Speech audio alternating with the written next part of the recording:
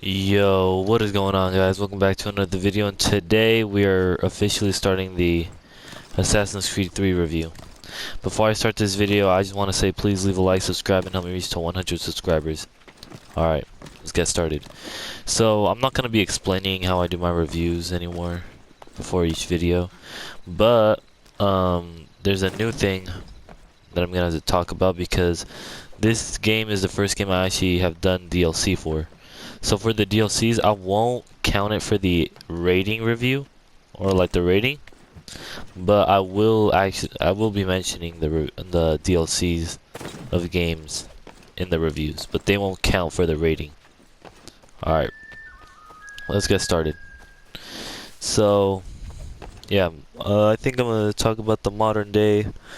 So in my opinion, this game had the best modern day so far. I don't think that Brotherhoods was better because that one was just like kind of strictly stuck to one area, and also there wasn't enough combat. In AC2 there was combat. AC Revelations, what the hell was that? That wasn't even Desmond. Come on now. But yeah, this obviously had the best modern day with some good fights, some plot twists, some real jaw-dropping moments. Had the New York Manhattan robbery thing, the MMA fight, and then us returning to Abstergo with the apple, killing both Daniel Cross and Warren Vidic, and then eventually leading to Desmond's sacrifice. Yeah. This game had the balls to fucking kill off Desmond. Which I don't know how it's gonna affect the story for the other games. I've only really seen a little bit of what happened in Black Flag. Cause I played Black Flag just a little bit though. I haven't finished it. But yeah. So yeah. This game probably had the best modern day story ever. And then the main game, it was okay. I hated playing as Hatham. I'm sorry, but he wasn't as interesting as people really told me he was.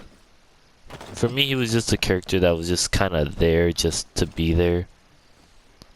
And to be Connor's father. But yeah, I really didn't enjoy that. I enjoyed the first sequence, but that's pretty much it. The first sequence was probably the best. And then yeah. Then we finally get to Connor. Oh well, before that, Hatham was revealed to be a Templar, but yeah. Anyways, we get back to Connor.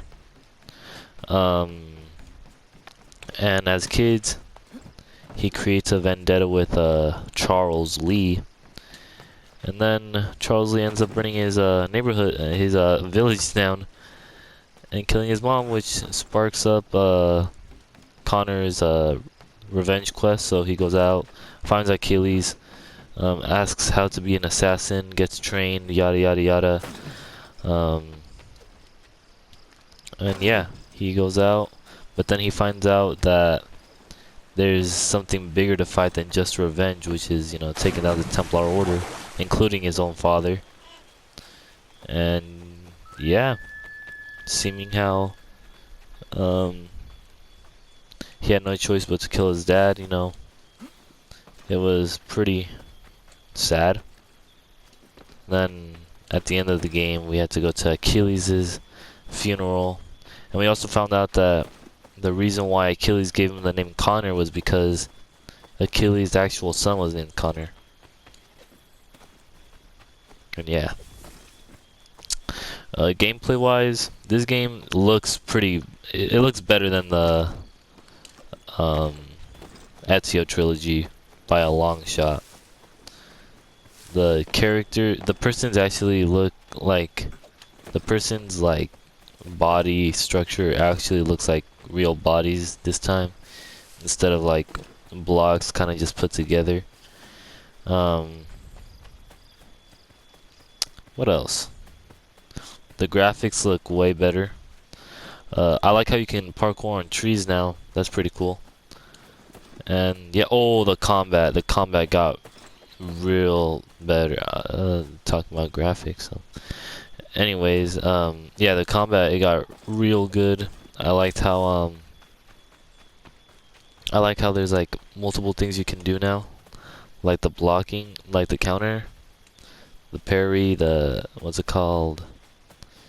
Like the throwing, the disarming, the using people as a human shield, assassinating, attacking, having different types of weapons, ranged, melee, and like the rope darts are pretty cool. And yeah.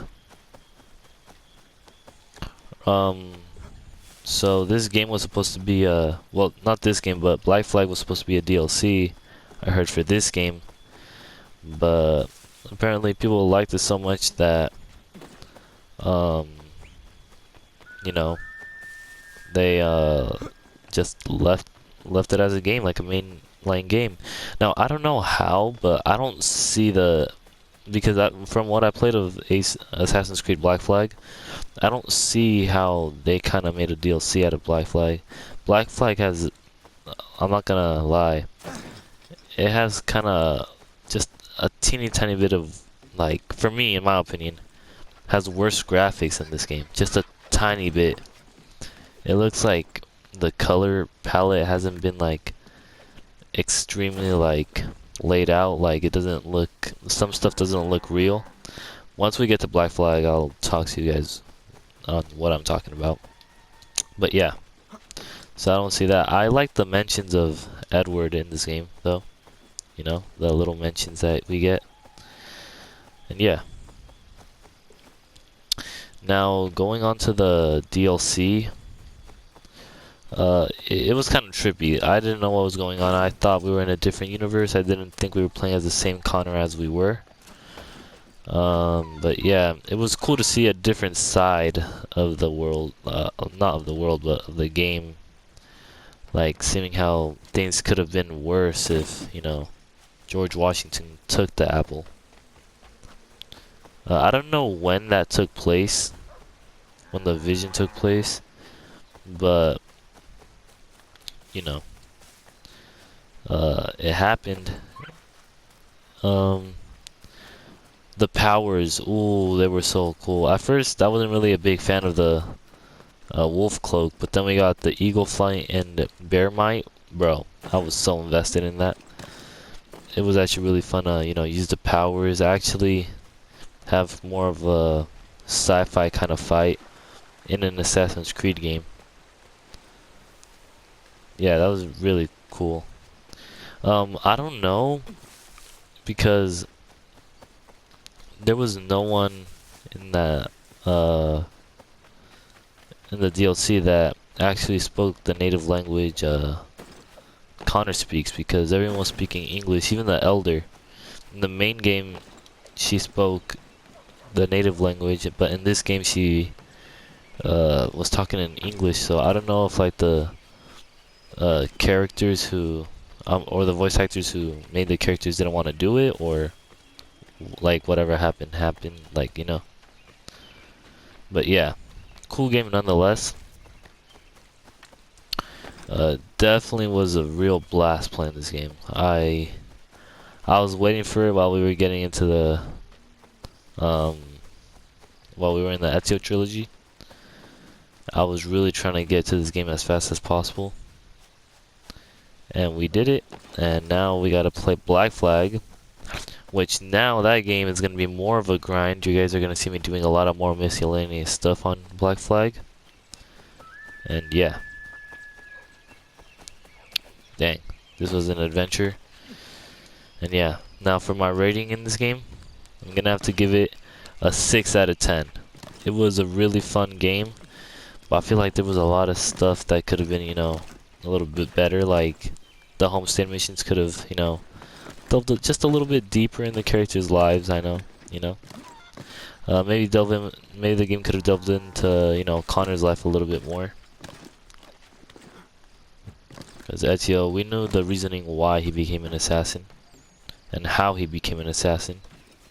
We know how Connor became an assassin, and we know why he became an assassin, but we don't really know much before that. We knew that he had a best friend, a mom, and that's pretty much it. And yeah. So yeah, 6 out of 10. This game could have delved in deeper into, more history. I don't know if we saw the Declaration of Independence get signed, but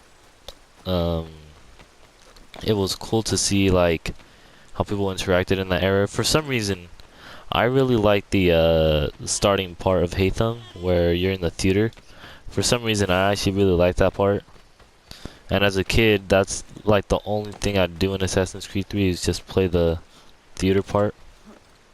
But yeah. So yeah, 6 out of 10. I really like this game. But, we gotta move on to Black Flag and to the other games in the series. We'll also be playing Freedom Cry. Don't worry. I really want to play that too. So yeah. So I hope you guys enjoyed this video. If you guys did, please leave a like, subscribe, comment what's your rating on Assassin's Creed 3. Make sure to turn on post notifications. Make sure to follow me on Instagram, TikTok, and Twitch. Make sure to send those to all your friends and family. And with that being said, I will see you all in Black Flag. Peace out.